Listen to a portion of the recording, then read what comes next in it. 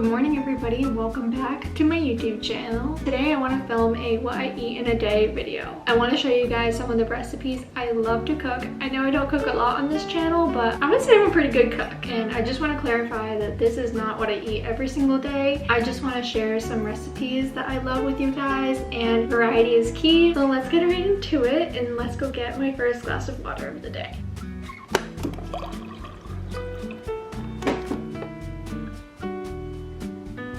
Before I go to the grocery store, I want to talk to you guys about this new thing that I've been trying. Here it is. This week I ran an experiment. I decided to switch out my morning coffee for a Magic Mind mental performance shot. Honestly, it felt great. I was energized, I felt focused, I felt really balanced in my mood. I think that probably has to do with the fact that I'm not having as much caffeine. Caffeine can cause you stress. These Magic Mind shots also include a bunch of vitamins that are really important. Vitamins B2, B3, B12, vitamin C, and vitamin D. So not only does it give you energy, it also helps reduce stress and keep you focused. I also want to shed light on how amazing this brand is. Magic Mind donates 5 cents per bottle sold to mental health charities. They are 100% carbon neutral, which is amazing. And if you don't like it, they'll give you a refund, no questions asked. Seeing that really gave me confidence in working with them. They're a really good brand. You guys can use my code Angelina20 to get 40% off of your first subscription or 20% off of your first time purchase. And I want to say thank you to Magic Mind for sponsoring this video and trusting me to put this out. So without further ado, let's take a shot together and get going to the grocery store. So let's go to the store so I can show you guys what's on the menu.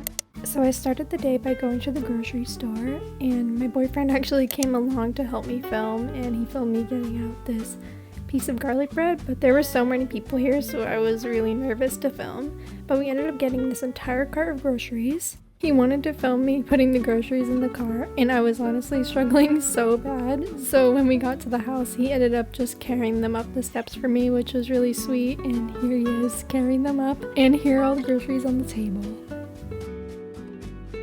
For breakfast, I'm going to be making this sweet potato avocado toast with hard-boiled eggs on top, and these are all the ingredients that we're going to be using. So I started by adding my eggs to this hard-boiled egg maker, which is honestly super handy, and if you don't have one, you definitely need one. And I started with this because this definitely takes the longest. And then I got started on making my sweet potato spread. So I took a fork and I stabbed the skin of the potato. This ensures that the steam can escape while you're cooking your potato. And you can either cook this in the microwave or the oven. I just popped mine in the microwave for 4 or 5 minutes and it came out perfect. And then I got started on cutting my garlic bread.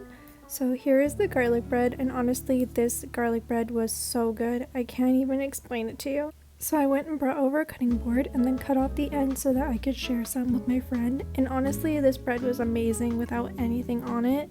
I just want to really drive that in. It was so good. And then I was contemplating how to cut it, and I decided that I was going to cut it the long way so that I could have as much room as possible to add all of my toppings. So while I was cutting this, I was trying to get the pieces really thick to get as much of the garlic flavor as possible. And then my boyfriend ended up coming up from the basement, and he was working on my car, so I gave him a piece of bread. He loved it, and then after we were done cutting up the bread, I just loaded it up onto a little plate, and here I am loading them up onto the plate.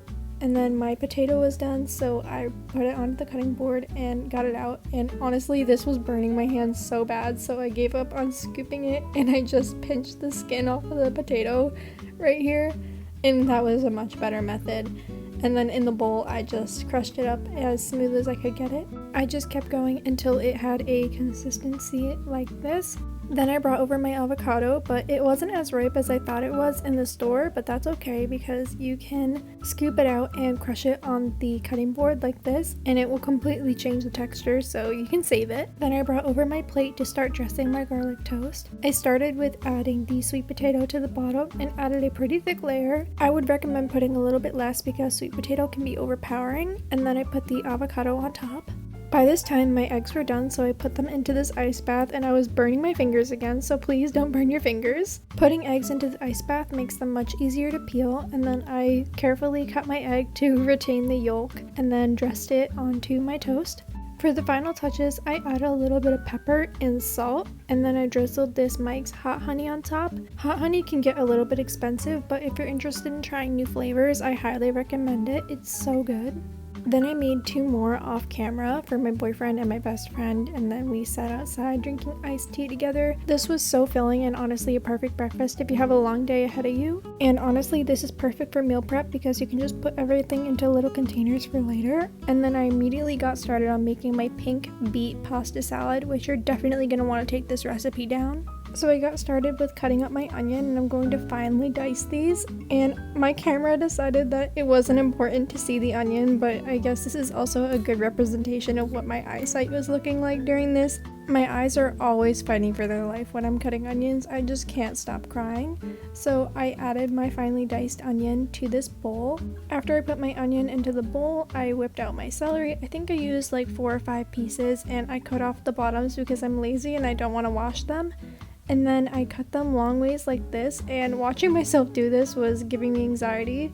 And you don't have to do this, but I feel like it gives a more even cut when I go to dice it. Like seriously, I can't stop thinking that I'm going to cut my finger. Like, oh my god, I can't watch this anymore. Then I lined them up and started cutting like this to get them ready for dicing. And I just dice like this and get it as fine as I possibly can. You want your pile to look like this after you're done, and I just put it together and scooped it into my bowl like I did with the onion. After I put my celery into the bowl with my onion, I whipped out this jar of sweet pickles, and I ended up using like almost the entire jar.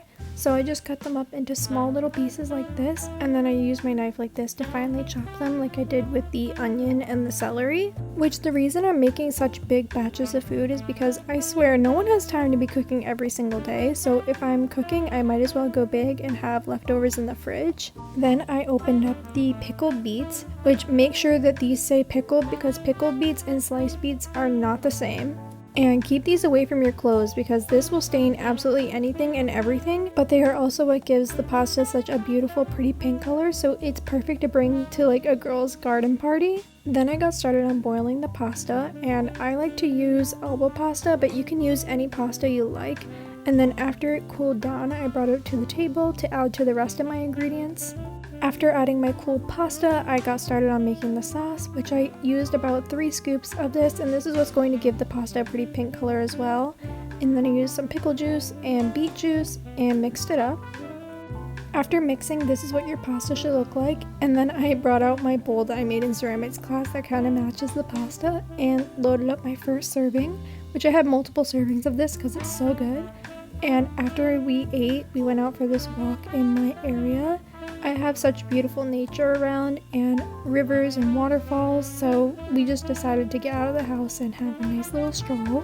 After our little stroll, we went back to the house and we chilled out a little bit before dinner, which I'm really excited to show you guys what I chefed up for dinner because I learned the recipe from my grandma, and I swear to God I could eat this all day, every single meal of the day. So I first started with my potatoes because they definitely take the longest, and I just popped some holes in their skin like I did with the potatoes earlier to kind of make them into their own little steaming pockets. And here are all the ingredients I'm going to be using to make my famous pecan breaded chicken. So you have to start with 3 bowls. In the first bowl, you're going to add a generous amount of flour. In the second bowl, you're going to add some eggs and beat them until they no longer separate. And then in the last bowl, you're going to add breadcrumbs and pecans. So with these 3 bowls, you need to line them up flour, egg, and then breadcrumb. And then set your stove to a low heat. I'm going to be frying my chicken in vegetable oil. And I turned on my favorite show, Orange is the New Black. I've been binging this recently. To fry my chicken, I'm going to be dipping it in flour, egg, and then breadcrumbs. The flour lets the egg stick to the chicken, and then the egg lets the breadcrumbs stick to the chicken. And you're just going to keep doing this until the pan is full. Frying the chicken won't take long, so you have to keep an eye on it until the sides get golden. And then once you see the sides getting golden, you're going to flip them and they should look like this. After mine were done, I put them in a bowl to cool down.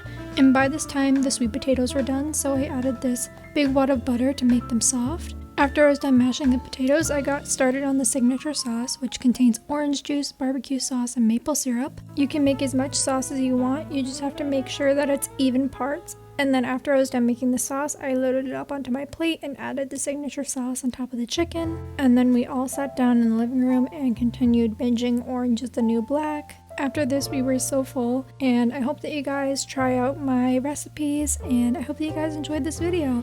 I know that this is very different from my usual content, so let me know what you guys think about it, and I hope to see you next time. Bye everyone.